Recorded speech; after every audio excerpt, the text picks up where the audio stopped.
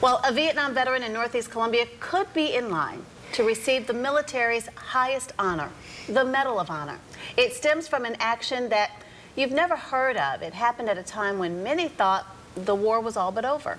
But now, almost 41 years later, a group of combat veterans are celebrating the actions of Colonel Bill Collier. Taylor Kearns joins us now with more on the story. Taylor? That's right, Megan. Colonel Collier would receive the Silver Star for his actions in September of 1972. That's a high honor, but now witnesses to that event say Collier deserves the highest honor. And some local veterans in a group that he started are working to try to get that done. The millimeter rocket Now, came that through? one you didn't show me. Yeah.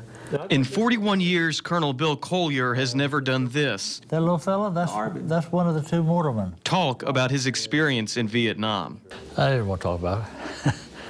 I mean, you know, when you lose as many guys and some of those painful memories, you know, what's the point? That was 41 years ago. I put all this stuff in a box and sealed it up. Sealed up my mind too, I guess.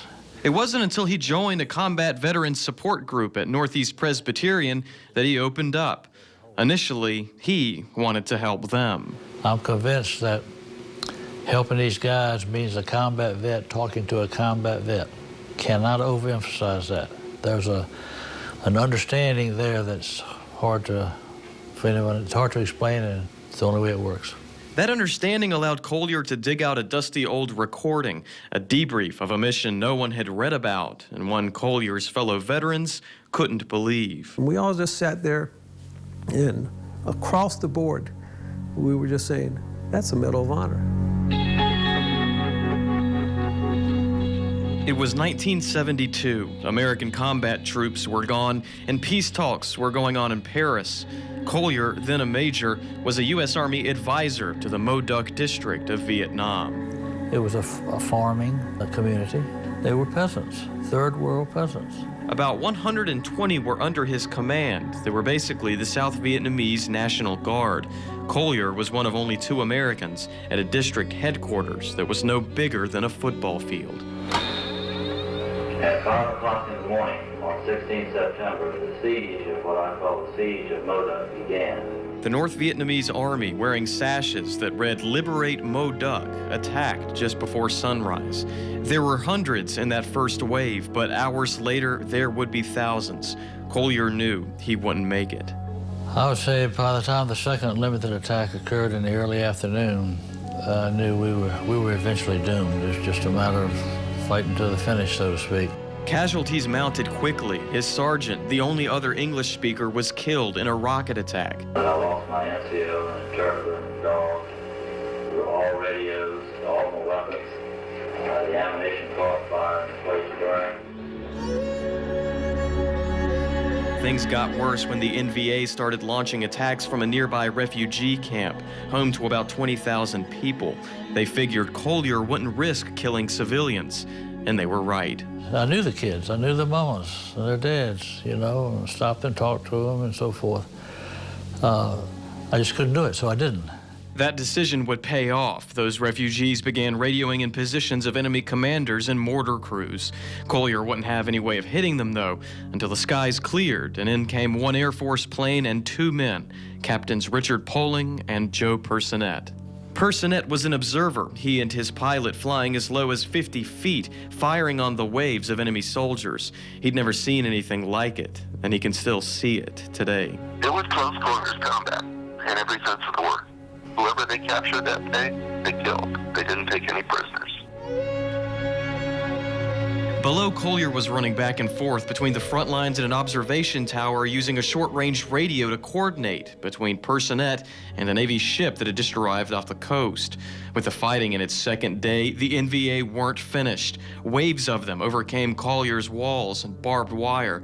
They were inside, leaving him with his last resort, calling in artillery on his own headquarters. That's scary, but it's effective.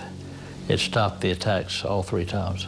Collier remembers the intensity of hand-to-hand combat and the resolve he saw in his soldiers. Many had family in nearby villages.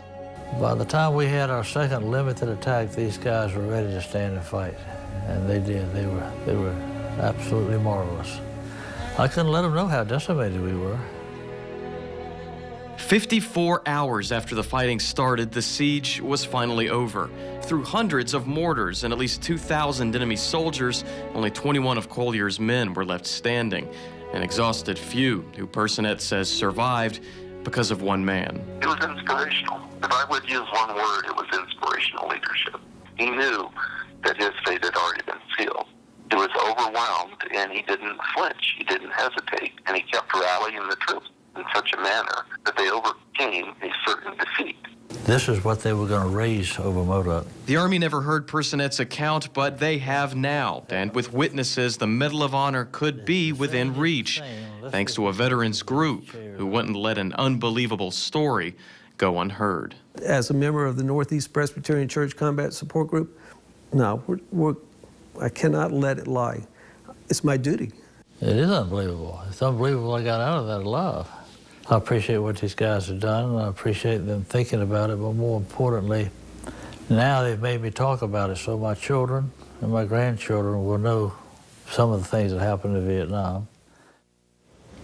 Wow. Now, the guys have collected about a dozen letters and endorsements from various people they need, the governor, the South Carolina Adjutant General, and now it's in the hands of the Army to see where it goes from there. Right.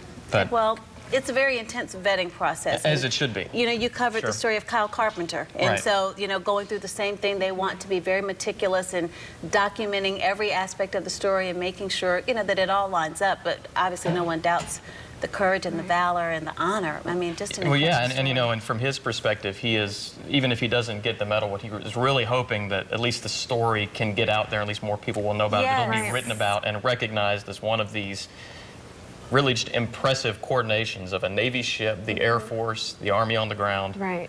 I mean, it's, Well, It it was- is a story that needs to be shared. It does, Yeah. and it was incredible to hear that recording. And he Yes. seems so humble. oh yeah, and like, and that's it. He's just looking for this battle just to be at least recognized Right. and written about somewhere, just for the sacrifices that, you know, that those guys that he had under his command made that day. Well, it probably means more to him, or just as much to him, that the other veterans want to have this recognition for him, Yeah, regardless of whether absolutely. he actually receives it. And So- he didn't turn it over lightly. They had to work on Had to him. twist for his arm a couple little months. bit. They Absolutely. did. Taylor, Absolutely. great work as Yes. always. Thank you so much.